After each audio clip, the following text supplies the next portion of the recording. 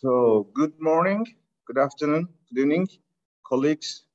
Welcome to the special webinar for the LGMA constituency that we are now broadcasting from the World Conference Center in Bonn, which is the venue for the 2022 UN Bonn Climate Conference. My name is El-Sheikh and I'm the Director of Global Advocacy at ICLE, and I'm also the focal point of LGMA constituency, local government and municipal authorities constituency. Today is the 5th day of the UN Bonn Climate Conference. We are here with a delegation that is encompassing a number of partners. Obviously, we are not as many as we are in the COP space, that was already expected, but we are here in Bonn as of today, over these weeks. Obviously, ICLE, City of Bonn, State of North Rhine-Westphalia, Quebec government, Scottish government, UN Habitat, UN Capital Development Fund, FMDV, and as well as Committee of the Regions, Environment Commission. Obviously, this full 2 weeks has a number of agendas. Therefore, our colleague, and we also have GCOM, Global Command of Mayors, WRI Ross Institute, I think I mentioned UN Habitat, isn't it? I mentioned them. As we said, there's 2 weeks of agenda, or let's say 10 days of an agenda, and every organization has different priorities. Therefore, their in-person attendance to these meetings may be different.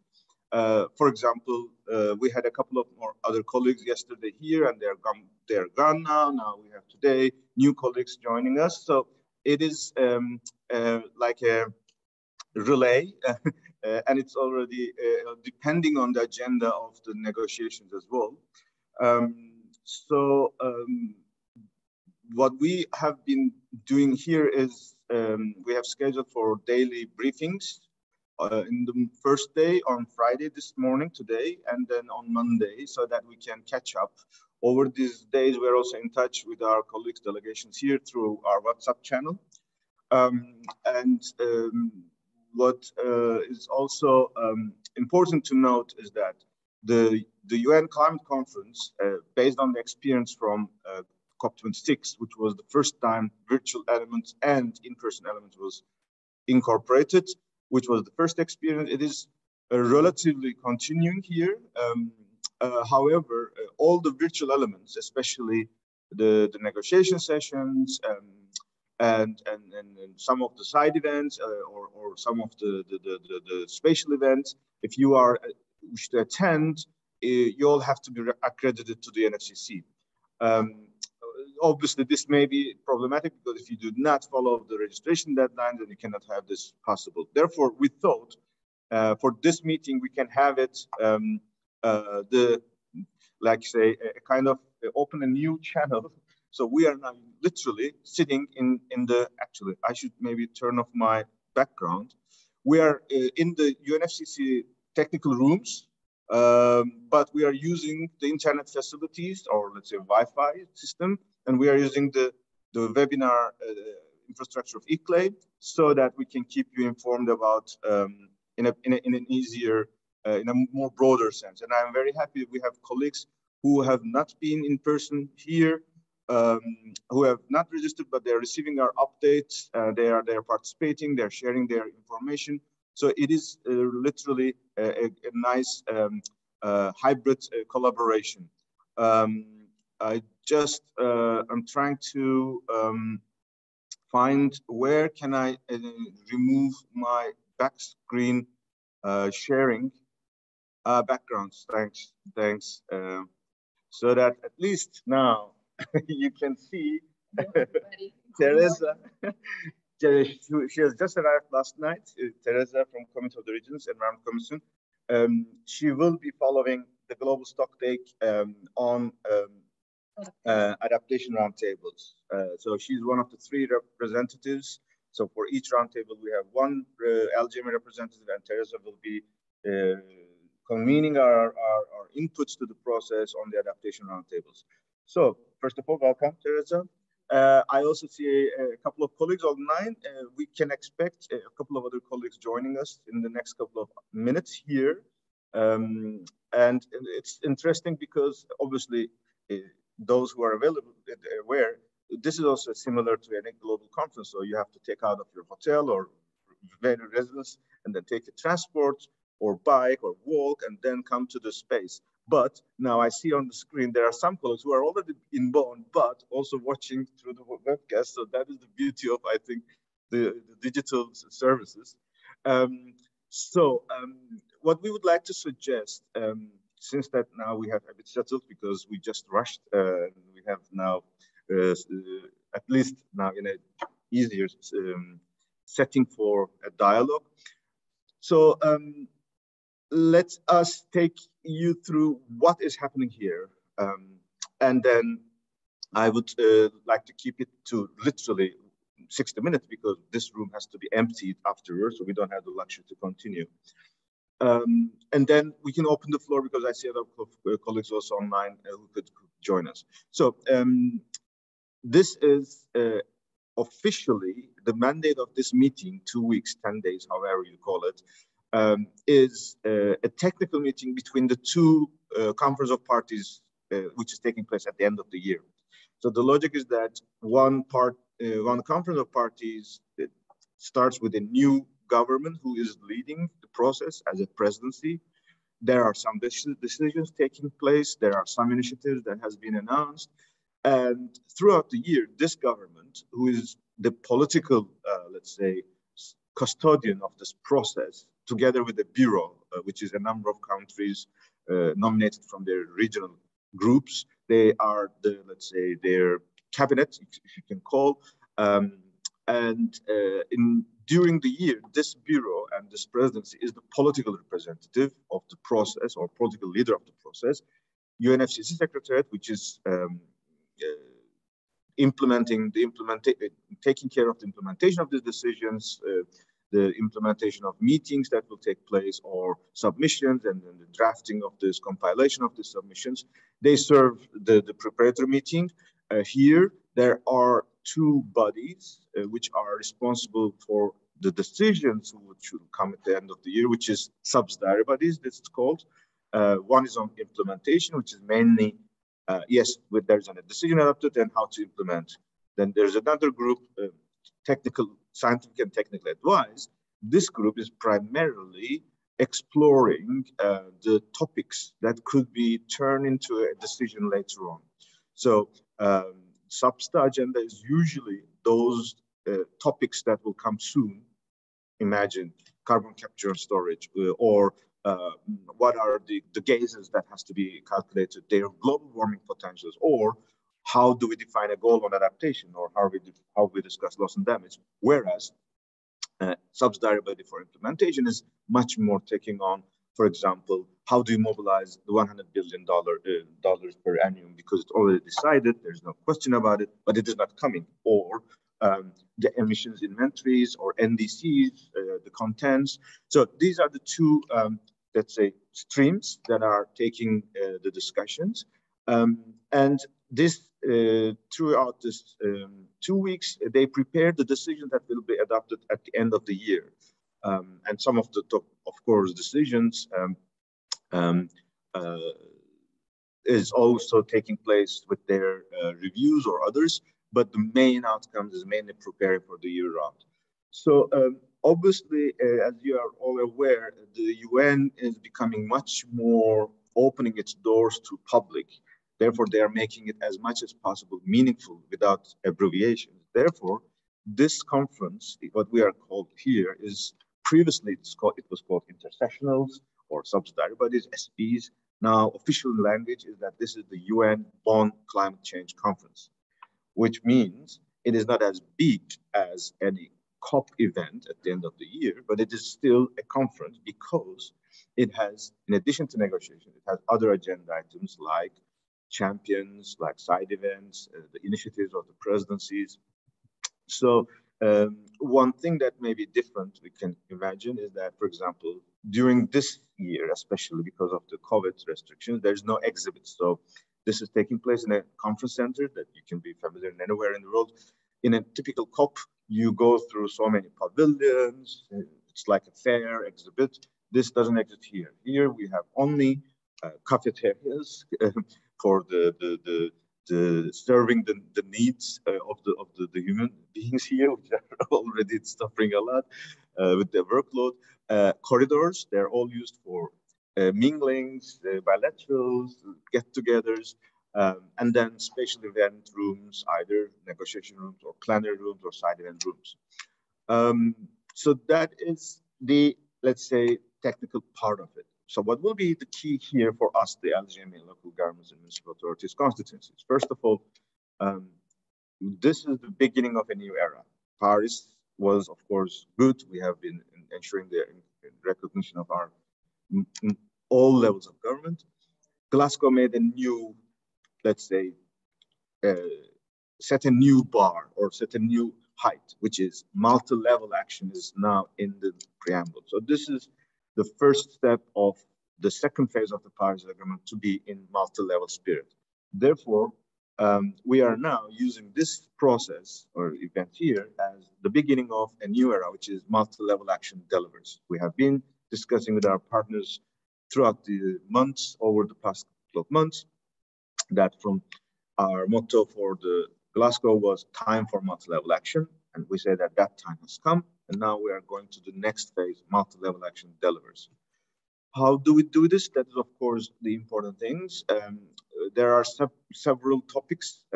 Thematically, for example, 2 areas or 3 areas that we are focusing on. One is the financing element. As you all know, there was Katowice 2018, everything was there, but except finance, Article 6 it is called.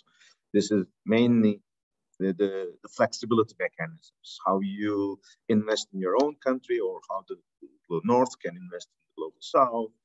Now that Global South also has commitments, how do they share these emission reductions, or how do they accelerate other type of mechanisms, which is called non-market mechanisms. So one good thing that came up from Glasgow was that there is a reference to the non-market mechanism. It's not defined yet. This is the first time it's being discussed. So they will be, they had a workshop, and on the way to here, we have been using our mobilization in Glasgow so that we want to integrate sustainable urbanization, integrated sustainable urban and territorial development as a non-market approach. That is one agenda that we will follow here. Our colleagues from the Capital Development Fund had delivered a presentation on their experience on local climate adaptive living, which is a process mainly for adaptation for the LDCs, least developed countries. So it could be considered as a pilot of non-market mechanism. That's the proposal. It is endorsed by a number of LDCs, least developed countries.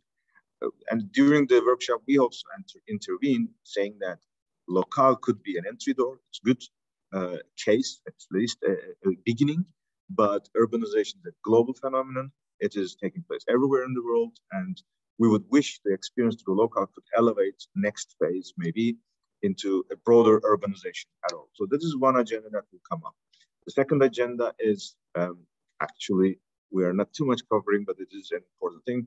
Action for climate empowerment, which is capacity building, awareness raising, public engagement, public participation. There is a new work program. It has numerous references on local and regional members. We hope there will be next iterations that is a more specific focus on this agenda. Immediately after Glasgow, there was an announcement. On the way to Glasgow, we were actively involved with the Austrian government for an ACE project. But after Glasgow, state of North Rhine-Westphalia has announced an ACE hub. They have been starting to convene several trainings for the youth, especially. So it's already also was an element that started from Austria. The region who hosted the ACE workshop was also, again, a province from Austria was actively involved. So that we will follow up. And I see Tina from State of North Rhine-Westphalia joining us here, so maybe she can also contribute there. And a big agenda, which is the global stocktake, which is the review of the past 5 years, so that the new NDCs, how they can be better implemented and it can be raised ambition. It will be announced that it will be at least an 18 months period. So there will be specific technical dialogues, and the first technical dialogue is happening here. The technical dialogue is a bit more, not a negotiation, but not a side event. So it's in between. It's a unique innovation. We have been contributing into this discussion that this global stocktake should be experiencing the way we have engaged ourselves, for example, in the Talanoa dialogues, where because Talanoa dialogues was supposed to be convened at the local level, we had dozens, tens of Talanoa dialogues across the world. It was in 60 sessions in 40 countries. However, at the moment, global stocktake doesn't have this revision, let's say. That's what we're pushing, so that the discussion on your NDC, how it was designed, how was it implemented, should not take place just at the COPs, not in the UNFCCC, but every city, every region. And then as a minimum, every capital maybe, so that there is a big debate mobilization at the countries as well. And then we would like to make sure that the stocktake doesn't only refer to the government commitments, non-party stakeholders as well. And then we will feed into each of the three groups: mitigation, adaptation, and means of implementation.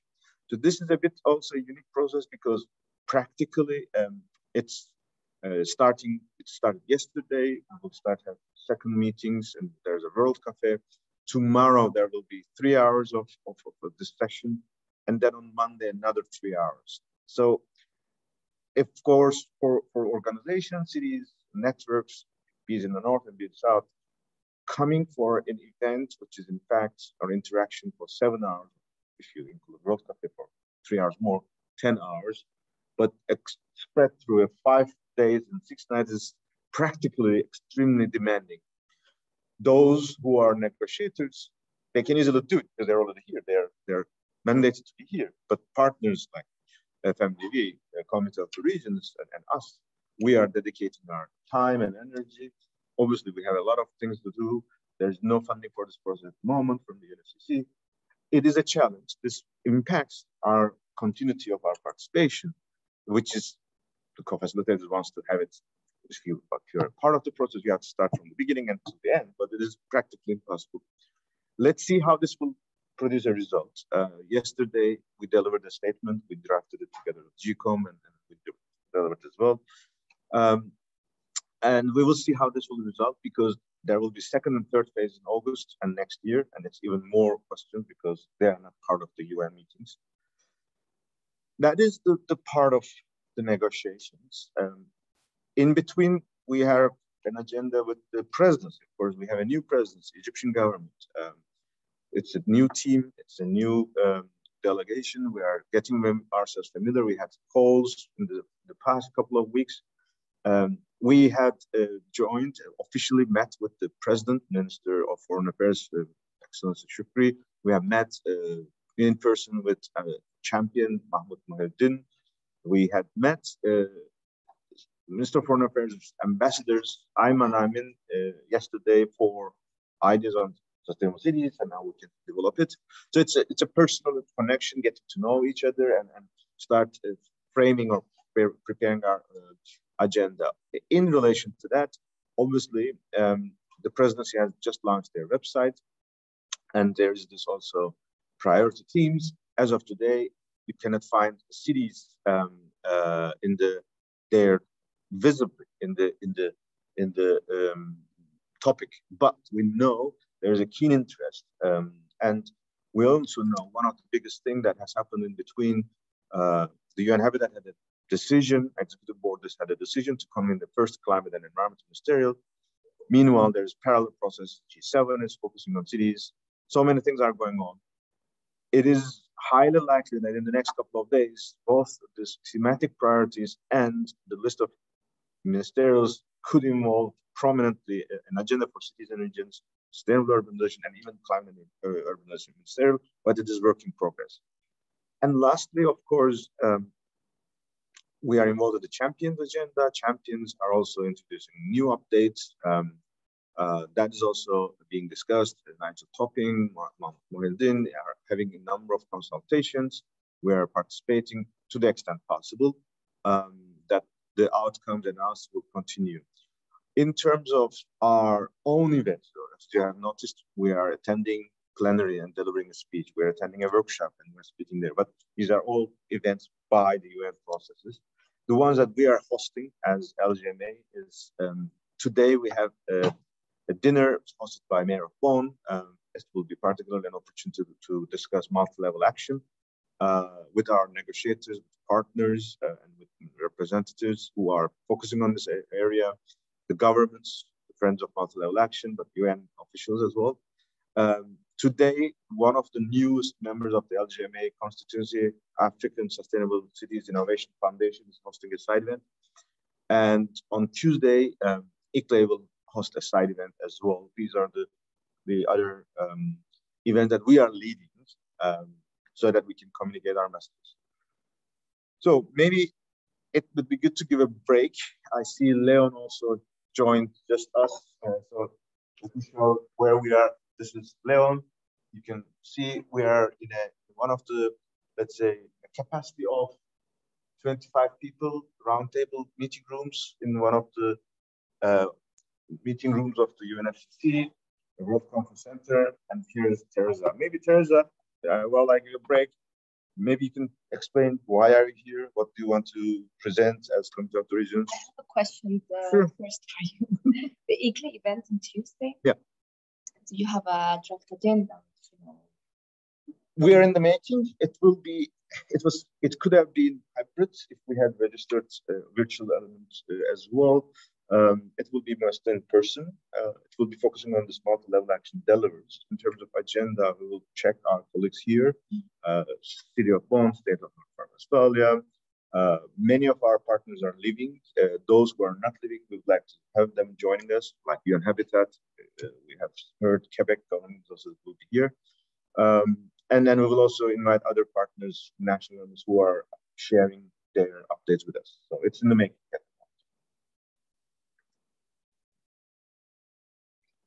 Would you like to start? And colleagues, you can also raise your hand or type in so that you can intervene as appropriate. So that it's unfortunate the first 30 minutes was, or let's say 20 minutes was a monologue, but we can have it with your inputs much more interactive. Yeah. Yes. Hi, everybody. Again.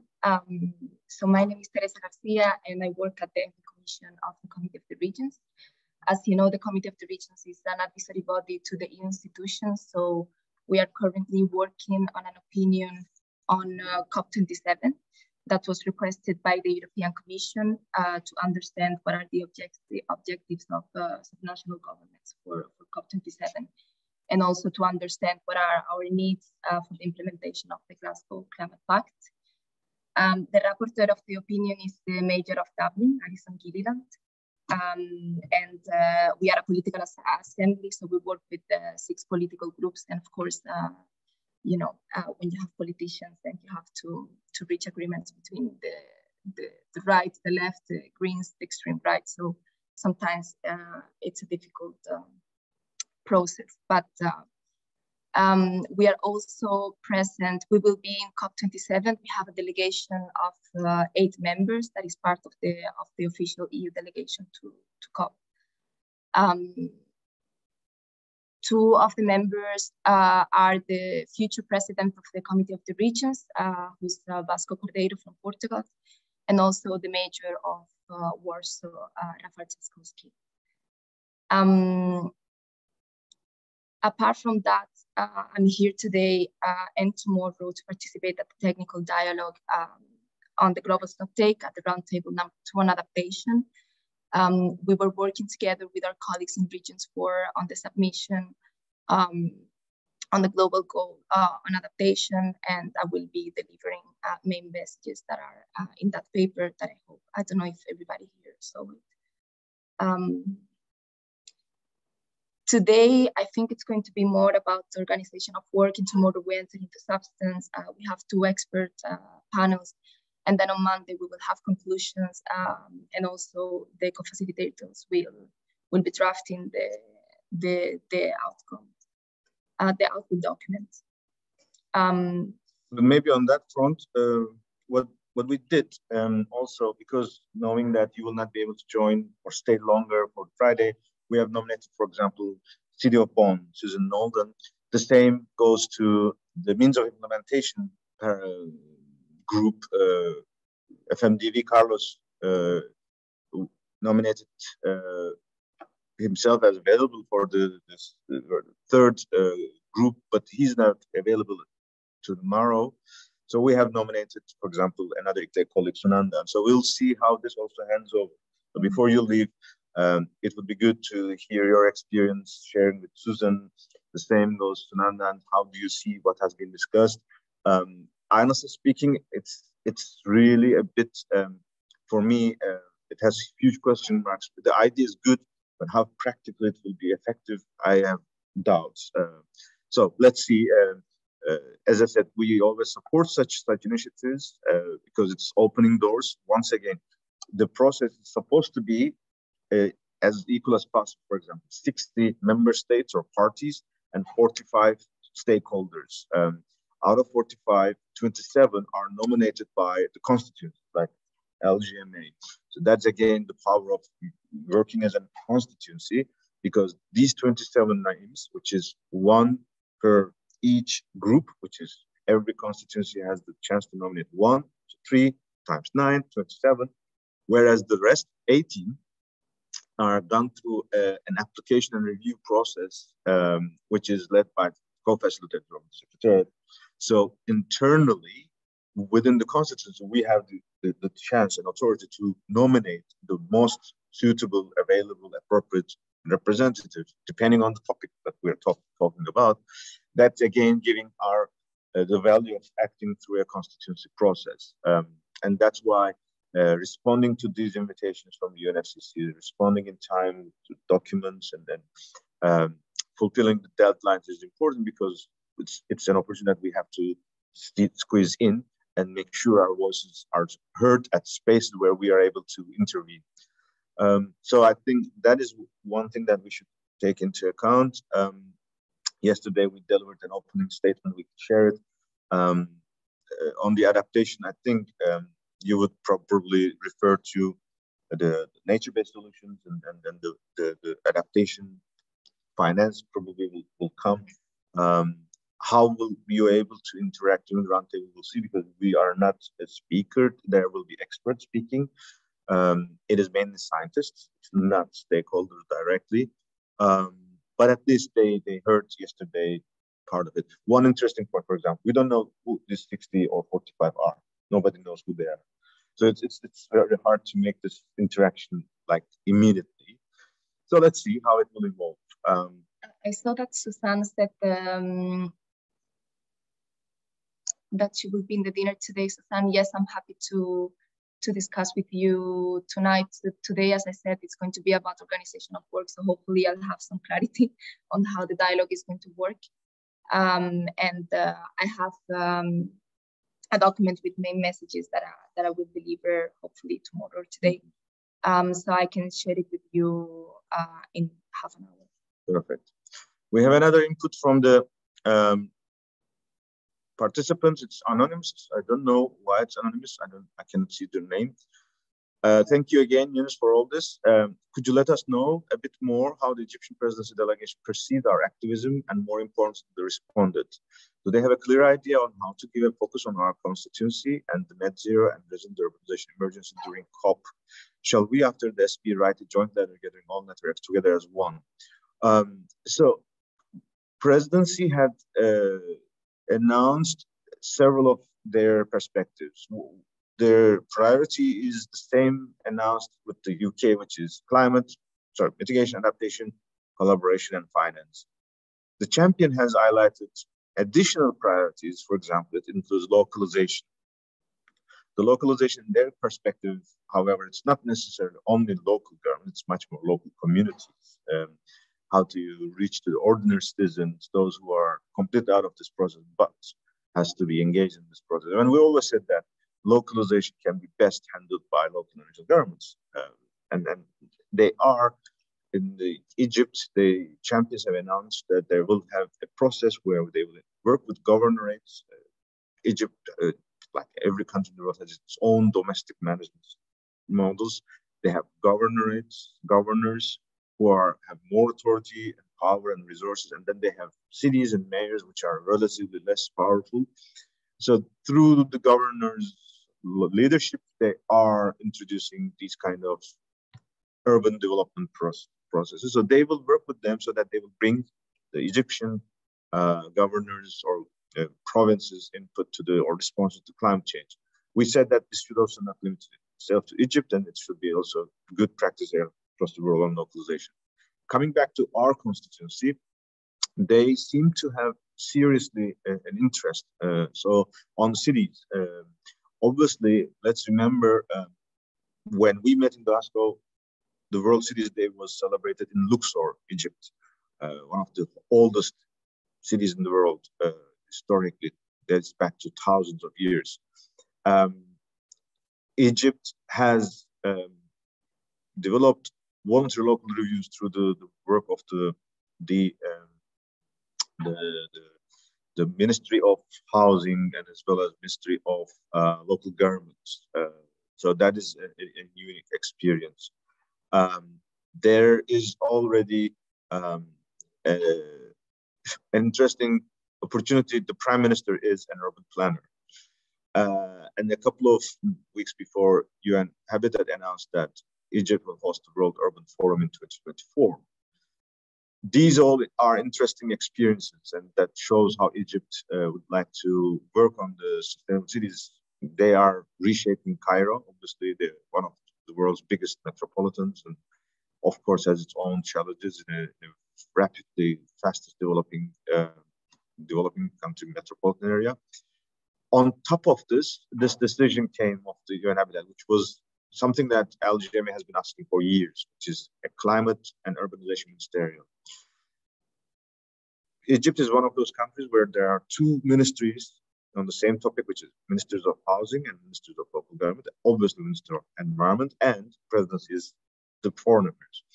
What we hear in our dialogue with the Presidency yesterday, they would like to have an initiative on sustainable cities could be announced as an initiative from the legacy of the Egyptian presidency. This has to be, of course, worked out, and it's not immediately clear because they have around 17 themes that initiatives they would like to work on, and they would like to see out of these 17, the stronger comes the best, so that maybe they can select or present at COP 3 to 5 or 10. We don't know. It is all agendas of climate action, agriculture, water, transport, everything. How can we make a case on sustainable cities?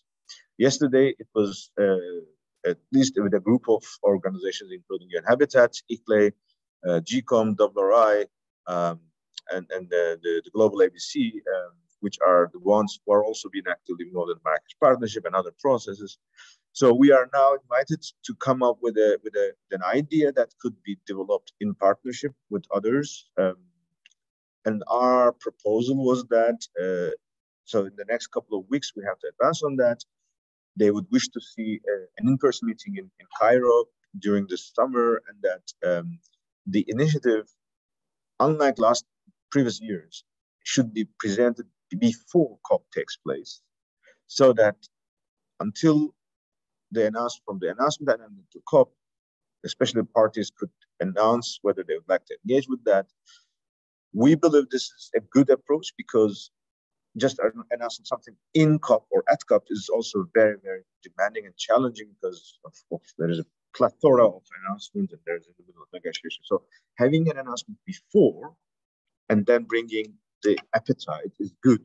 For example, this is one of the reasons why we're pushing for new NDCs that should put, what did you announce in Glasgow? What are those billions that are around? Which ones are living? We know the ones that are in the Marrakesh Partnership, but there are so many other announcements. Which ones are advanced? We don't know. None of them are in the NDCs. So having an announcement before and then bringing the result and how much it was taken up is a good strategy. The bad news is that it needs more work. We heard they had some teams and partners already on other sectors, like agriculture, water, as we have said. Whereas the city agenda came personally new. So we will be, for example, on Monday, they will announce, they will present their vision about agriculture and water. And this, we can listen to it and give us an idea. But they're keen, they know the value, they understand the potential. The good thing, for example, over the next couple of months, we are aware G7 environment ministers, G7 and development ministers also would like to come up their own initiatives, or there will be a ministerial of G7 in September. Any outcomes from that process could maybe talk to each other, could help each other. For example, one of the biggest weaknesses of the initiatives is that funding is always an issue. I mean, Egypt is a developing country. Obviously, they don't offer any funding at this stage. They are expecting global donors to be part of it. So it will be important that these two processes match without imposing one another. That obviously it's a partnership. You cannot expect the ones who would say that, okay, this is what I want and I just want you to give money, or here's the money I have and I just want you to do what I want. So money talks. This should not be the case. This cannot be the case. So obviously there should be a discussion. So let's see. On the pavilion, we are building on the experience from Glasgow. It was well received. Everybody was very happy. We are now once again paying our success. In 2009, it was ICLE and LGMA who hosted a pavilion inside the UN space. There was no pavilion there at that moment by NGOs. So it's now became a fashion. Now it's becoming even more interesting. Now every sector, food, culture, water, everyone wants to have a pavilion. This obviously will increase a huge demand and it will increase the prices. So it will be costly. How will this be handled by the champions? They can have maybe support, we will see. But we will continue to work on a multi-level action pavilion, building on our achievements last year. And then this ministerial is also slightly related to this initiative. We told our colleagues in the Egyptian government that every presidency comes up with an initiative, they are aware, and most of the cases it's fades. And we said that this time, the uniqueness is that the presidency may have even a chance if it can connect the discussions or outcomes to a climate and urbanization ministerial. So that has not happened before. That is happening for the first time. This may help any city-related initiative not just be left out for those who are announcing it, but it could even feed into the political process. Let's remember, there are finance ministers, when they announce something, it shapes the outcomes of the climate ministerial as well. So it could be such a vision, but it is still too early to say that. Regarding a joint letter, I don't think we are designated at the moment. We had an in principle agreement that during the World Urban Forum in Katowice, there will be a spatial highlight on COP27. We know the agendas. Of course, there's one dialogue, an official discussion platform, focusing on climate or green cities, when the World Urban Forum is beyond climate or sustainability on its own. But we have agreed that it will be wise if we reach out to the WUF or Secretariat and the UN Habitat leadership to make sure this event becomes prominently a clearly linkage to the COP27. And in parallel, maybe we could convene a closed consultation. So that one is the discussions, but it could be the first consultations with Katowice, city of Katowice, with UN Habitat and all the others. And then we can feed into another person meeting in Cairo. That is what we're discussing. Today, this will also be discussed in our dinner. We are clear that this climate and urban ministerial has a huge potential, but it is not confirmed yet. So there may be need for additional advocacy and lobbying, I would suggest that letter could refer to this part, saying that there is a demand, clear demand, and then the invitation from other governments to the presidency that they should include a climate and urbanization ministerial. We need to make this on a one-on-one basis, maybe some institutional engagements, some leaders, some ministers could come on board, some mayors could come on board, as we have said, the Committee of the Regions, if they can reach to the European Commission and others, other national governments. Today, we have a nice opportunity. We will welcome Mayor of Utrecht in our event. Mayor of Utrecht is also has an interesting career because she was the former Minister of Infrastructure and Environment in the Dutch government when Paris Agreement was signed. And she's well known in the climate space, and she's well known in this community. And now she's a mayor. Just like Maimouna Sherif, when Habitat 3 was negotiated, she was a mayor and she became an ED, executive director. So this space is also dynamic. So we may have to consider using this kind of individual skills that they may maybe pick up some points and give some inserts, or in addition to our constituency-based engagement. So that would be my recommendation. Carlos, it seems that the question came from Carlos from the FMDV. That was really helpful. Leon, anything we are missing?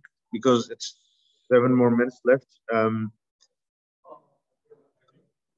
As I said, Andy from GCOM left, Rogier from WR left. They were all here yesterday. Carlos is on the way, as you can notice. He's on the way. He's not here, but he's coming.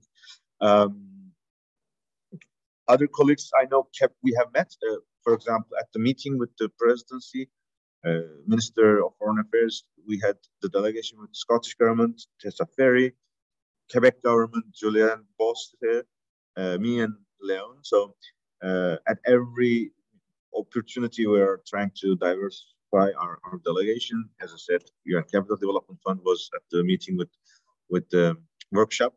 So we'll see how it evolves.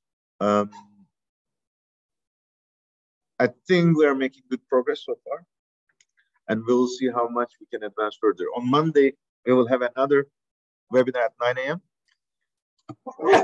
Sorry. Actually, it's a daily briefing, 9 a.m. And we will check whether we should have it also online. I don't know. Those who wish to have and also Zoom connected to our webinar, do you want to see it again? If you can raise your hands or put a plus into the chat box, that could give us some signals so that at least we can see that there's a demand.